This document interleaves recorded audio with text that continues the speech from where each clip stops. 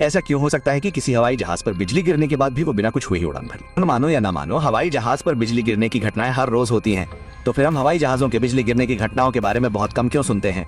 इसका जवाब सिर्फ अच्छी किस्मत नहीं है। अगर आप हवाई जहाज के पंखों के सिरे और टेल के पिछले हिस्से को ध्यान से देखेंगे तो आपको पतली सुई जैसी छड़ें बाहर निकली हुई दिखेंगी। इन्हें स्टैटिक डिस्चार्ज विक्स कहा जाता है।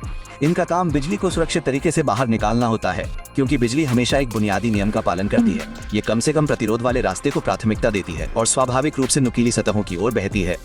जब बिजली किसी हवाई जहाज से टकराती है तो करंट आमतौर पर नाक या पंख के अगले किनारे से प्रवेश करता है। फिर ये हवाई जहाज की धातु की त्वचा और अन्य प्रवाहकीय संरचनाओं के साथ तेजी से यात्रा करता है और पूरे समय हवाई जहाज के बाहर ही रहता है।